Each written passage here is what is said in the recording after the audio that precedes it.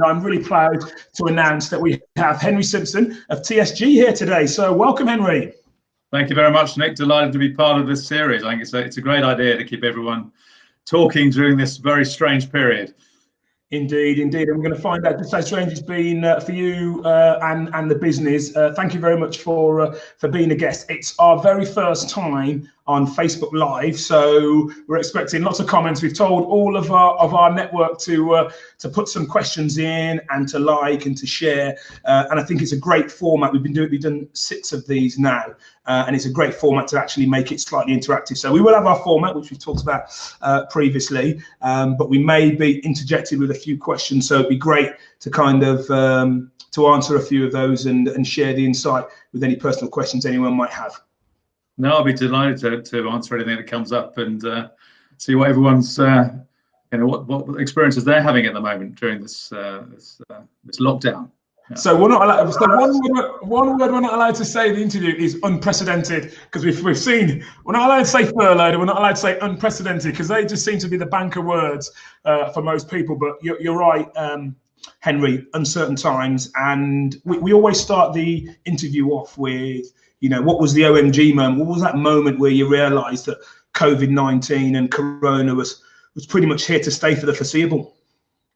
Yeah, well, like most people, I'd sort of heard of this outbreak in China, and I fully had expected it to be a bit like SARS and the other outbreaks that had happened, that it would be localised and would have little or no effect on Western Europe.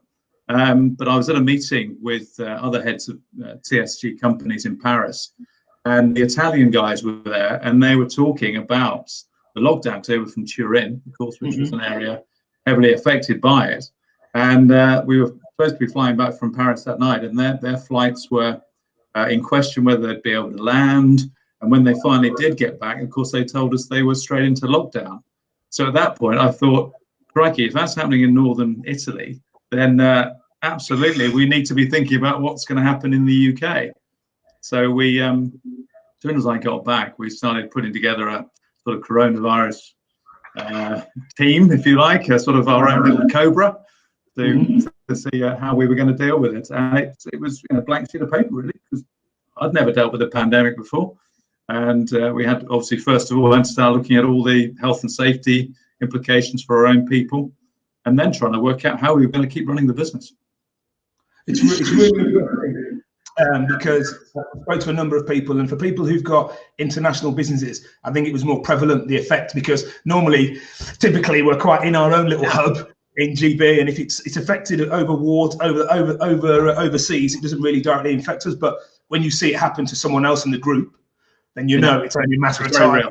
Yeah, exactly, before it comes round. And before we go on to the next question, and apologies, TSG, because a number of people won't really know you as what you do. You're kind of like the power behind infrastructure within the fuel sector. So tell us a little bit about TSG, because it might provide some backdrop to the rest of the questions and how it's affected you guys. Of course, we're one of those businesses that you don't sort of realise is going on, but is actually vital to keep the whole economy moving. So we're a service industry. So we will maintain, install, and look after equipment on petrol stations, on big fuel depots for heavy goods vehicles, buses, for the military as well. And increasingly, we're getting into the sort of non-mineral fuel businesses, so electric vehicles, gas, and helping to put in the infrastructure to enable the country to convert over from mineral fuels over to the cleaner sources. And also in the background, we run systems. So if you go into the petrol station, you fill up your car, you're probably filling up with a dispenser that we've installed and we maintain. And then you go into the shop, and you'll probably be paying through a till that we've installed and we maintain as well. So we're there, you just don't know it. Kind of on the radar, but not, so to speak. Exactly, yeah. It's you'll occasionally see our vans parked up on a forecourt, but that's probably it. Yeah. Good call. And actually, it's really interesting that you painted that backdrop, because industry, and we'll talk a little bit how it's affected you, but essentially the only people that are working now are key workers in essential services, and you guys essentially are the infrastructure behind that. Making sure that you talked about military, obviously we've got key workers, we've got the 999 services. Without you guys, obviously making sure that your guys are still on the road, then no one else is essentially on the road, which kind of leads me quite nicely, Henry, on to the next question in terms of what's been the impact to TSG over the last 4 or 5 weeks since lockdown. Yeah, well, very quickly we had projects being put on hold because, of course, nobody really knew what the rules were when it first came in. So like a lot of companies who had construction sites, we weren't quite sure whether we could keep working or not. And a lot came down to customers really for deciding how they approached it. And that's the view we've taken, that if people will let us work, and we think our people can work safely, because it's often just small teams who are working on the sites with all the right PPE and social distancing, etc., then we've tried to carry on. So installation business has probably been about 25% of what it normally would be. But our service work, as you said, we are sort of a support to the emergency services. So London Ambulance Service, for example, we're very keen, clearly, for us to carry on with our maintenance work, and also asked us to do some emergency installs of some extra tank storage as well, supporting their ramp up in ambulance numbers. They were borrowing ambulances off the army and bringing them in from other sources, so they needed more fuel. So if you need more fuel, you need more dispensers, and so on and so forth. So we've carried on servicing petrol forecourts as well. They're all open. I think most of them have tried to stay open, and certainly the government has encouraged them to do so. So we've had to carry on with the sort of critical safety maintenance that needs to go on these stations, the electric side and obviously the fueling side as well. So we've probably kept our service side going probably more like sort of 60 to 70% of normal. And what we've done with customers is said, okay, the number of call outs is not as regular as it perhaps it was, but while we're on the service session, why don't we do some extra checks while we're there, add some value. So we've tried to sort of encourage them to use our time, if you like. We're there. Why don't we do some other things for you? And that's gone down very well, actually. So we've completed a lot more checks and audits and tests than perhaps we would normally do when we were in the normally sort of frenetic environment. But now we've got a little bit more time to add in some extra value. That's a great response. And I think a lot of organisations are starting to review. They've got a little bit more time in their hands. And you know what it's like. We're all pretty frenetic most of the time. We're trying to deliver. We're trying to make sure that we maintain our SLAs with our supply chain. Sometimes we don't get a chance to sit back, reflect, and say, how can we actually add a bit more value, because we don't normally have the time. Absolutely. In terms of it looks like there's some strategy you evolved there to try and add a bit more value. Is there anything else in terms of the strategies that you've employed during the COVID-19? Clearly, you had a task force which you mobilised pretty quickly, which is very, very sensible. Is anything else evolved during this time in terms of your evolving strategies, or how you kind of absolutely? Yeah, well, from my point of view, I've only been MD for 6 months of the business, so that was a very busy period. And so for me, it's been a bit of a chance to draw breath, actually, and to look back without having to travel over the country and to Europe, to think, right, what is our strategy? How are we going to implement this now? And I've encouraged all the senior management team to use this time as a creative time as well. We're all sat at our desks, wherever we are, at home, in our loft, in our basement, wherever, and surrounded by all our files and things. And it is a chance to take stock and to really sort of try and focus on what's important in the business. And for us, that's been about business planning for the future. And so we've been redoing budgets, redoing sales plans, redoing marketing plans, and deciding, how we're going to approach time after coronavirus, as we call it, or whatever. And for me, it's been a really good process. It's exhausting, actually, because you're spending the whole day. Normally, you'd be traveling, you get a break with a train ride or a flight or something, but actually sitting at a computer all day dealing with phone calls and video conferences, it's pretty full on, actually. You finish the day thinking, wow, that was hard work. So it hasn't been no let up at all. And you know what? Again, a really interesting point, because so my business is recruitment, so I speak to a number of MDs frequently, and actually, it's probably the best time we've ever had to sit down and truly partner organizations' people strategy, because normally we're picking up the slack, we've got some urgent requirements, there's some temp requirements across the business. It's only once a year normally we get to sit down and talk about someone's people strategy, and that business planning process, we're normally tacked onto the back of that business planning when we go and sit with the board, or we sit with the key decision makers and we decide what the headcount's going to look like and how we can start pipelining candidates as per strategy. It's happening now, and whether or not, I think a lot of people are changing their business plan and evolving their business plan, but at least they're having that time to plan.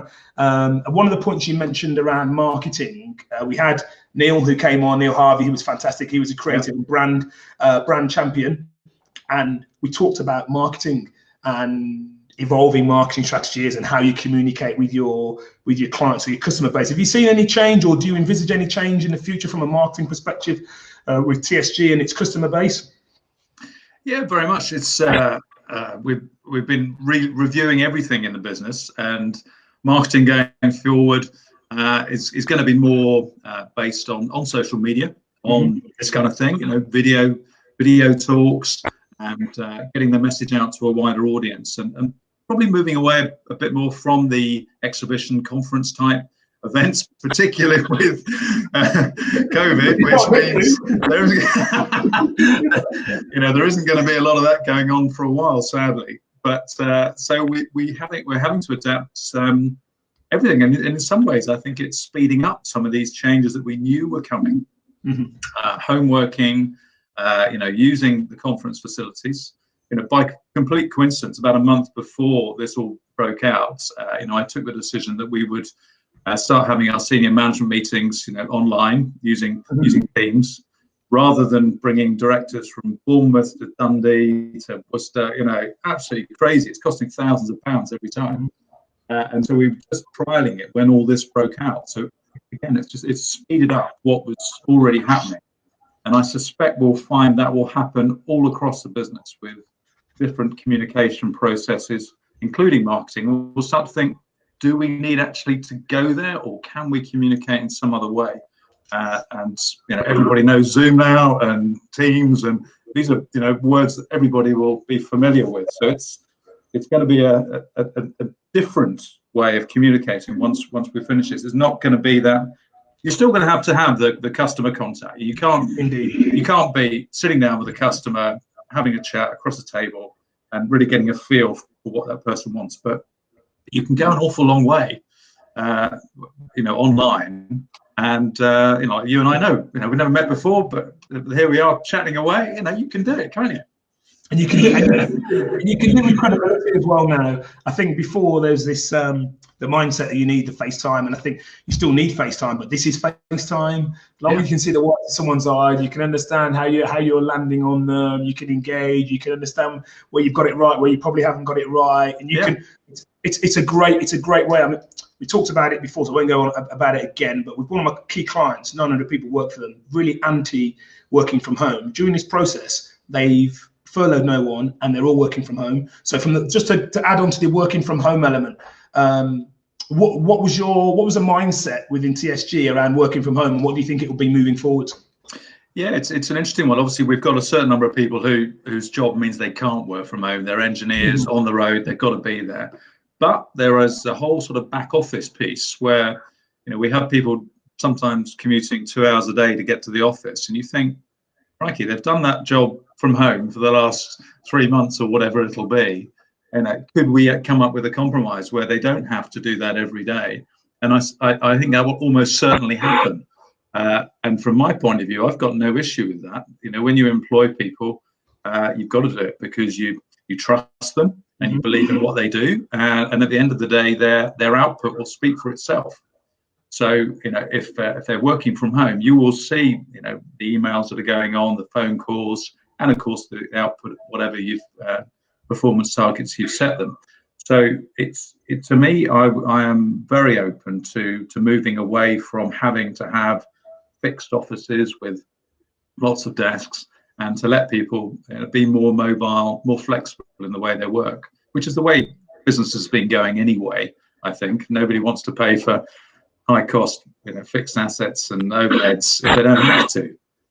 So hopefully we'll see a shrinking of that sort of asset base that we have with the business that we have to pay for, and we can spend more time on the people, making sure that they're properly trained and equipped to deal with the workload that we give them. It's really refreshing because it's got to come from you, it's got to come from the MDs, it's got to come from the business leaders. And in recruitment, you see some really traditional industries whereby there's some really traditional mindsets, and flexi time and working from home are both of those, because it's archetypal management style, which thinks you've got to be present and visible in order to be effective. And you mentioned it perfectly there. You can see the activity, you can see the productivity, and ultimately, wouldn't it be great if you gave someone an opportunity? Listen, we do one thing we're going to want more than anything, Henry, after this, is to be in contact with people. We're going to want a high five. You're going to want that. But moving forward, I think there's going to be some flexibility. One of my clients, he was due to renew the lease on their building, their second building at Christmas. They're not renewing it because they've seen incredible productivity that's come through their workforce working remotely, and it's like, this is 400 grand a year. This is costing my business, so I can save it. So it's really important, one, that you recognise it, but two, that you actually make that step change, because I'm hoping that listen, where you've got to be in the field, there's no substitute for being in the field, but where there is an opportunity to deliver flexibility, give someone the extra hour with their family instead of the hour on the tube, or the extra 2 hours of commute, because they'll be even more refreshed, and they'll be. And I mean, I won't go into this now, but there's a number of my clients are talking about 4-day week now because they've seen such levels of productivity. Yeah, interesting. Well, that's a kind of you probably still do need to get people together at some point, because it is, as I'm experiencing, it's slightly weird just working by yourself all the time, and you do need that contact, that chat at the, when you're having a coffee or whatever, and that comradeship, I suppose, and that's quite tricky to build online. I think you can do a lot of the, the sort of substantive stuff, the work, but if you're trying to build a team ethos, you probably do need to get together to a certain extent. So it's probably going to be a balance, isn't it? Although it doesn't necessarily have to be in the office. It could be, meeting up at these sort of flexible workspaces or whatever, to have, weekly, bi-weekly, monthly catch-ups or whatever. But it's certainly something we're going to think about. And will be a direct impact, I think, of the virus. Yeah, I agree. Flexible working spaces and the hot desking, I think that's going to be the way. I think what you'll probably find is people will be there on a Monday, start the week off effectively. They'll be there throughout the week. And I think from a Thursday and a Friday, that's when you'll allow the levels of flexibility to happen. You'll have that hub, you'll have those team meetings, those huddles, those bits which you can't replicate on Zoom, which are harder to replicate. And the bits where you need people to go out there and express themselves and deliver on a number or on an expectation where they're accountable, I think that's what you'll have. Well, it'd be really nice actually to kind of get your take, Henry, because we've only had one other leaders insight with someone with operations around the world.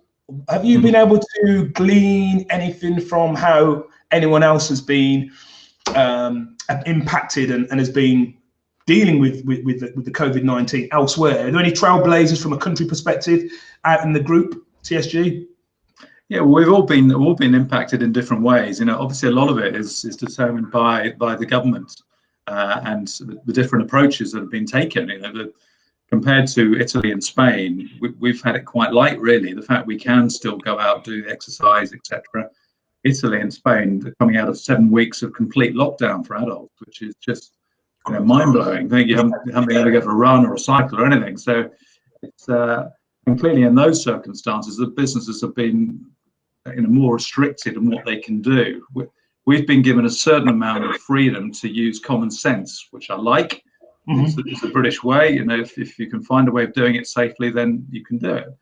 We're not, luckily it's not a dictatorship, and we're not completely locked down or whatever. Indeed. But the net effect has been pretty similar across Europe where we work, because it's just not possible to carry on with some jobs, some of the construction things. And what we've seen is that even if we can work, we often can't get the subcontractor we need, or the delivery of equipment, or the materials to site. So there's a whole sort of logistic problem, even if we have willing people who are willing to go and can work safely, we can't. You really start to realise all the intricacies of how a job works. It's not just you turning up. So everything else has got to work, and unless it's something that can come by an Amazon, courier or drone or whatever, if it's a lorry and it's equipment and it's got to be loaded by somebody and delivered by somebody, that's not necessarily going to be guaranteed to arrive at the time you want. So we've had to be more flexible, give longer lead times to make sure things will actually happen, and even then it sometimes doesn't. So it's been difficult to keep the construction installation side going, because it's not everybody is reacting in the same way. Not all businesses are open, and also you've got to remember that when you go to the sites, it may not be as you predicted. So you may get there and the guys have the authority to say, hang on a minute, this isn't actually safe. There's too many people here. We can't do the social distancing we wanted to do. And so they have the permission to say, bring up their line manager and say, we can't do it. And then in that case, you have to, call it off till another day. Yes, and there's 2 points there. One, the level of sensibility, because I operate within the construction space, but it's mainly property construction. Okay. There's some civils that we do, but we found out today that one of the house builders was going back on, we're opening their sites today, and they said that each site's going to have a dedicated COVID-19 individual. So it's really good, actually, in a space where historically, there's been some health and safety challenges and bad press. It's really nice, actually, that they're saying, well, we know that construction, it underpins the economy to some degree. We need to make sure that we're still building, but we want to make sure we're doing it not at the expense of anyone's health. So the fact that we're doing that, and actually, you mentioned there, it's still at the discretion of people on site to say whether it can happen. I wanted to go back to a previous point where you said, because we're finding that at the moment, you talked about supply chain hiccups. You're fine. This part of the supply chain is great. Then all of a sudden there's a void, which means that nothing else can happen. Yeah. Are you finding there's a little bit more, because you guys work on SLAs, you're really tight on deadlines, and you find there's a little bit more of a flexible landscape out there in terms of supply chain and suppliers and customers? Yeah, I think you're right. People are giving us a little bit more slack, but at the end of the day, we're often working on contracts. And I know there's some news on this today. One of the law lords asking business to be nice to each other, quite frankly, because we're all tied up in contracts saying we will do this, we won't do that, etc. But this pandemic has completely buggered everything up, quite frankly. Yeah. And there are a lot of circumstances which we just cannot do, and force majeure, may be applicable. But what the law lord was suggesting was that we all just take a bit of a breather here, and and if we think we've been let down by a supplier or a contractor, and this applies to the people we're working for as well, show a bit of empathy as to what circumstances that contractor was working under. And I think I always say, if you have a problem, communicate with the customer, lay it out honestly and openly and transparently, and most people will then respond in a correspondingly flexible way and say, look, we can't get there tomorrow because we've got half the workforce we had last week or whatever, but we'll get there the next day. That most people are pretty understanding about that, and there has been an amazing amount of pulling together, I think, both in the domestic sort of community, but also in the business community as well. Everybody's been ringing around. I know when it first happened, everyone was ringing around seeing if they had spare PPE we could donate to, to hospitals or to hospices or whatever, and everyone was thinking what they could do, which was a really nice feeling, actually.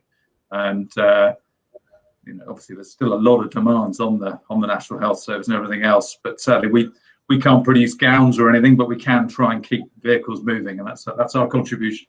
And that's amazing. Listen, we talked a little bit before about give people a choice. It's typically British, and it's great. We're quite a stoic. We're a very stoic nation. Yeah. Anyone that stood outside their door at 8 o'clock on a Thursday will see. It's bizarre because we're caught up in our own little bubble. I only know the neighbours either side of me. We never really talk to the neighbours 2 doors down. And actually, on a Thursday at 8 o'clock, there's a glass of wine. Everyone's social distancing. And actually, it's been a really, we found out that the elderly couple across the road, it was their 63rd wedding anniversary. We'd never have found that out before. Yeah. So what I'm getting at is this, everyone going through shared experiences, particularly negative or challenging experiences, it really does galvanize people. And the point I was making was, I've spoke to a number of people that have said, you know what, we operate in a really in a tightly contested contractual environment. It's really nice actually that we see the human side of our supply chain. Normally, you know, people are battering people over times and deadlines, and even though they can't let these things go totally lax, it's just nice to see the human side of people doing business, because ultimately that's what we really want. You know, we want to be able to deliver a great product and a great service, but also with a smile on our face, really engaging with the people that we're working with. So it has been a perfect opportunity to kind of draw new battle lines where people are dealing with each other as opposed to dealing with contracts and SLAs. Yeah. But yeah.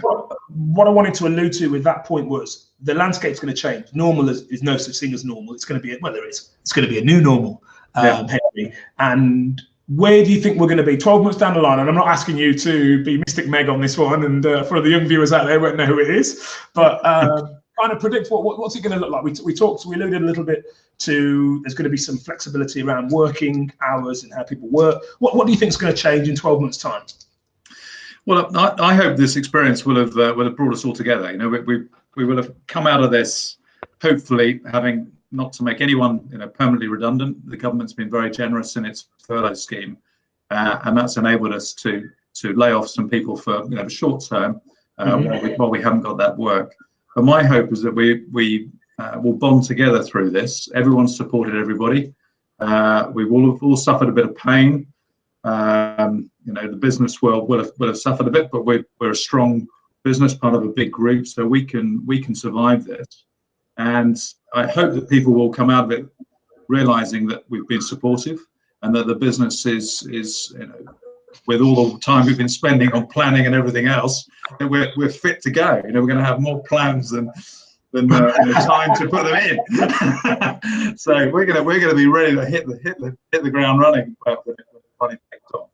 And so that's my hope, that people come out of it positive, and that's where business leaders, that's our job. It's to motivate people to do their job and to enjoy doing it. And so I hope people will have been at home for a few months and will think, actually, going back to work doesn't sound such a bad idea, and that they come back refreshed and ready to go. We've encouraged people to do whatever training they can at home, online, learning, whether it's business related or not. Swat up on their health and safety, swat up on their IT skills, whatever. Just do something that's going to be creative and helpful, both mentally to them, but also to the business down the road. So I'm optimistic. I'm always a sort of glass half full kind of guy. So I hope that we'll come out of this. Everyone would have been brought closer by it, the whole community, because of what a stress it's been, and that we'll take that new bound community and bonding into the business when we start up at full pace again. Beautiful. I'm optimistic, and there's no other way to be. There is no. We've got to attack the new landscape with the same vigor and passion that we went into. I definitely think the galvanizing of spirits and minds and hearts. It's really interesting. You said what you've been doing to kind of stimulate the team, because we're the same. We've furloughed a few guys and we've put them on training. A couple of guys are learning different languages. Oh, right, great. They're reading loads. And so we have a little catch up every morning at 10 o'clock, and we do have a little catch up with the guys that are still in and the guys that aren't. It's really interesting, actually, that the guys stay stimulated from a well-being perspective, because we've, not particularly in my business, but I've got friends that run businesses, the single guys or the single girls who haven't got any family, who are in an apartment in city living. It's been really difficult. It's been a really challenging time for their physical and mental well-being. You mentioned a little bit about what you've done there in terms of the guys and enabling them to upskill. I suppose my biggest question is, what are you doing for yourself? Because I'm part of 2 or 3 different networks of business owners. And I'm not going to lie to you, we've been going through a bit of red wine between them, between these crews and some of the challenges we're kind of trying to navigate. But it's really lonely place being the MD, being the owner of a business. I mean, what are you doing to keep from a well-being perspective for yourself? What are you doing to keep yourself on track and vibrant and passionate and still on the ball, given everything going on? Well, this has taken me back a bit, because I was in the army before I got into the business world 20 years ago. So this is a bit like being in a barracks in Northern Ireland or Germany or whatever, where you're told you can't go out, you've got to do this, you're working silly hours. And so, just like that, you've got to be disciplined with yourself in terms of sticking to routines and giving yourself time for breaks to see your family. Have something to have. Communal meals, very important, and get what exercise you can, and get your mental stimulation going. And luckily, it's been good weather, so we've been lucky in London getting out and running and cycling and that kind of thing. So it's not been too bad so far, although it's getting quite tough now. I think everybody's quite keen to see what's going to happen next, and I can see that pressure building up. The government is quite rightly being very one message: just stay at home, no flexibility. But I think at some point they've got to start telling us how it's going to work, because we've got to start planning how we're going to bring our people back. We've got to start planning out the projects. You don't sort of have 75% of your projects team on furlough and the next day start, and all that projects. You've got a lot of, as I was saying earlier, about the logistics, planning all that. So we do need warning. I hope they realise that we need a lead time to gear the business back up to a point where we can be at full speed again. It's not just going to happen overnight. We do need to do a lot of liaison with staff and suppliers and subcontractors and customers, of course, to get permission to be able to start doing that work. But no, it's from a personal point of view, it's not so bad so far, and I'm enjoying it. As I say, I'm catching up on a lot of strategic thinking. and that statement kind of mirrors most MDs and owners of businesses in terms of being able to get that opportunity. Because normally we're in the business, aren't we? We're so in the business, we're so deadline driven. Just about we're trying to make the family and work-life balance work. It has given us a perfect opportunity to step back. And when we talked about the well-being, a lot of people are either treating it. It's really weird, because a lot of people are treating it like Christmas. Everyone's doing a lot more cooking. Everyone's getting a recipe book out a hell of a lot more, because obviously they haven't got the benefit of eating out and restaurants and takeaways. But I tell you what else has been really cool. People have been training as well. So it's almost like you've been eating and drinking like it's Christmas. I'm just talking from my own perspective. But I've also been training every day, which is like, which I suspect it's pretty much like the army. Yeah. Come out fitter but fatter. That's the plan. Yeah. How does it work? All right. Well, listen, thank you very much for today. I've got one more question. I always put this one at the very end of the conversation, and the reason I wanted to do that is because we've talked about some of the challenges, and we don't talk about negatives. This isn't a forum for negativity. It's a forum for recognizing a challenge and how we deal with it. And you've got a military background. I've got a professional rugby background. There's only one way to really approach it. And most people who run businesses have got the same mindset. I think there's always a benefit to come out of challenging situations. And if you were to highlight the one benefit that will come out of, and we might have already spoke about it, the one benefit, notable benefit from your perspective, Henry, that's going to come out of this whole situation, what would it be? Well, I hope it's going to bring us all together. Is my big hope. As I said, I'm a new boss relatively, and this whole business will have meant that I've communicated, with the whole company and everybody, and we will have had to all get through it together. And when we come out the other end, we will be one TSG, I like to call it. That will be all focused on the same goals, have very clear plans how to deliver them, and that we'll have a positive and optimistic view about how we're going to get on with it. So that's what I hope comes out of this. That it's through adversity comes some good things, and I'm very much hoping that in the true British spirit that's exactly what will happen. That we'll come out of this better and wiser, and we'll learn from it and move on. I love that, Henry. really nice way to finish the interview. I want to say a big, massive thank you from myself. Thank you. IsoNation for your contributions today. We've had loads of people on the side. No one asked too many questions, but we've had loads of comments on the side. One in particular, which was really nice, was one about yourself and a very forward-thinking MD. I speak to lots of you guys, and the ones that I really warm to and the ones I'm genuinely inspired by are the ones that care about their people, the ones that focus around their people. And all of your answers have been around galvanizing your workforce and around galvanizing your people and around how you come out of this. There'll be some synergy from those shared experiences. They're going to be in safe hands. I know you've only been there for 6 months. They're going to be in safe hands. Thank you very much on behalf of the nation, and thank you on behalf of the nation for underpinning all of the key workers and the 999s by keeping those guys on the roads and keeping us safe. So thank you very much, and hopefully thank you, Nick. Thank you, enjoyed it, and best of luck. Nice to meet you online. Yeah, lovely to meet you on. Listen, I prefer having a beer with you when we catch up in the future, but yeah, for now, nice to meet you. Thanks a lot.